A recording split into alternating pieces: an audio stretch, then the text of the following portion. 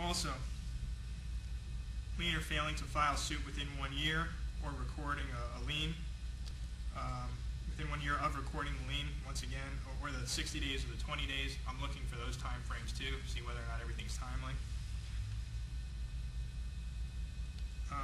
Also looking for if there are any material mistakes in the lien as well. For instance, on the top of the lien, there is a warning that has to be put up there.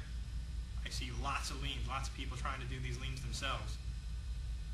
I'm getting them knocked out. They don't comply. They may comply with the 1991 version of the statute when it was called a mechanics lien. I still see those being filed every now and then.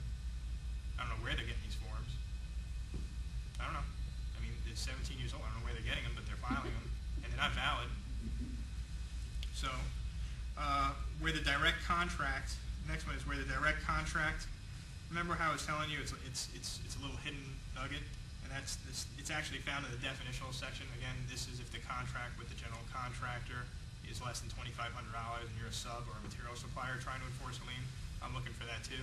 I think I've only used that once. I mean, because it was such a small case, it doesn't usually get to me. Next one, where the liener fails to designate accounts where there exists a running account, making an improper designation of account. Sometimes what happens is that GC receives all this money, but he's paying A instead of you.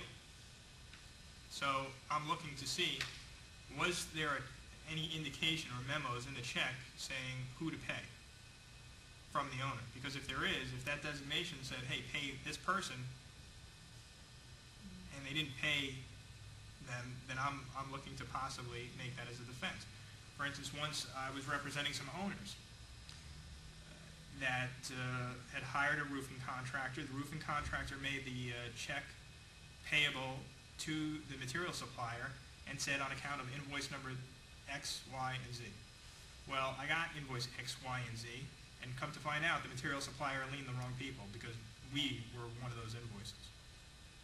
That lien was thrown off.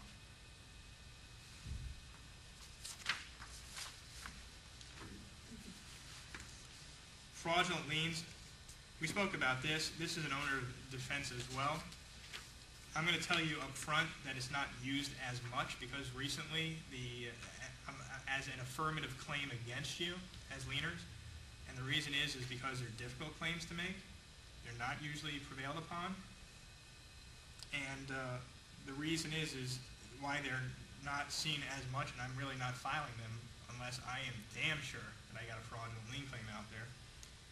And it better be real conspicuous to me, is because it used to be every single construction attorney, as soon as a lien was filed by a liener, affirmative defense, fraudulent lien, counterclaim for fraudulent lien. And that's changed because now the statute has been revised to now say that not only, because it used to be that only the owners would get attorney's fees if they won. If they prevailed, they got attorney's fees. Well, now, if you lose as an owner, I'm paying as owner to the contractor for their attorney's fees for having to defend against this fraudulent lien claim. And since it's so hard to prove, we're really not bringing it that often. So, but I still want you to just know what a fraudulent lien even is. A fraudulent lien is any lien which is willfully exaggerated as to the amount for which such lien is claimed. You're entitled to $20,000, you lien for $100,000, you have a fraudulent lien in the amount of $80,000. You willfully exaggerated $80,000. You should have only liened for 20, you lien for 100. That's an $80,000 fraudulent lien claim I have against you for $80,000. Number two, there's another way. There's three ways to have a fraudulent lien. The fraudulent lien, if it willfully included a claim for work not performed upon or materials not furnished for the property. You lien for stuff you didn't do. You lien for stuff never actually furnished to the property. That's another way to have a fraudulent lien. And the last one, and this is the hardest one, and this is also where it's a little sticky. The lien was compiled with such willful and gross negligence as to amount to a willful exaggeration. In other words, the lien. Remember what I was telling you? I'm looking at that second amount. How much are you claiming is unpaid? The claim of lien, the first part says, I have furnished labor, services, and material of a value of $100,000, of which there remains unpaid $20,000.